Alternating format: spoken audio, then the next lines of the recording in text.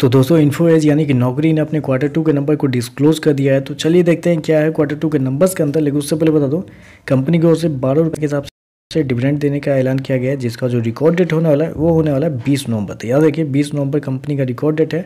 12 रुपये प्रति share company के डिविडेंड के लिए। चलिए नंबर देखते हैं डाटा मिलियंस में, मैं आपको क्रोर्स में बता रहा हूँ।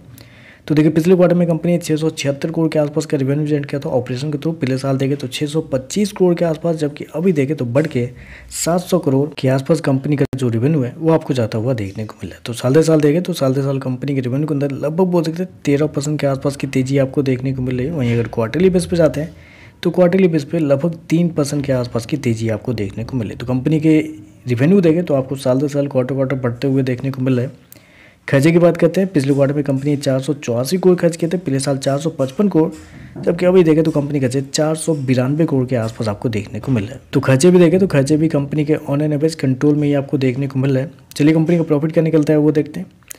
तो देखिए पिछले क्वार्टर में कंपनी लगभग 258 करोड़ के प्रॉफिट में थी, पिछले साल 239 करोड़ के आसपास, जबकि अभी देखें तो गिर के मात्र 84 करोड़ कंपनी का जो प्रॉफिट है वो आपको जाता हुआ देखने को मिला। तो साल दर साल देखें तो साल दर साल कंपनी के प्रॉफिट के अंदर एक बड़ी गिरावट आपको देखने को मिली। लगभग बोल सकते हैं 60% से ज़्यादा की गिरावट आपको देखने को मिली कंपनी के प्रॉफिट के अंदर साल दर साल। वहीं अगर क्वार्टरली बेस पे जाते हैं तो यहाँ पे भी एक बड़ी गिरावट आपको देखने को मिली। तो कंपनी का प्रॉफिट देखें तो एक अच्छे खासे अमाउंट में गिरता हुआ देखने को मिल रहा है। और उसके पीछे के रीज़न है, दो चीज़ है यहाँ पे। पहले तो कंपनी का एक्सेप्शनल आइटम अगर देख ले तो इस क्वार्टर में कंपनी को 164 करोड़ का फायदा हुआ है, जबकि पिछले क्वार्टर पिछले साल थोड़े कम लगे थे। तो कंपनी को इस क्वार्टर में अच्छा खासा फायदा भी हुआ है एक्सेप्शनल आइटम में, फिर भी कंपनी का प्रॉफिट गिरा है। क्यों गिरा है? तो कंपनी के टैक्स की वजह से। इस क्वार्टर में देखें तो कंपनी को एक भारी भरकम टैक्स पे करना पड़ा है इस क्वार्टर में, जबकि पिछले साल और पिछले क्वार्टर देखें तो बहुत कम कंपनी को टैक्स पे करने पड़े। तो यहाँ पे देखें तो टैक्स बहुत ज़्यादा लगा है इस क्वार्टर में, जिसकी वजह से कंपनी के जो प्रॉफिट है बुरी तरीके से आपको गिरते हुए देखने को मिल रहा है।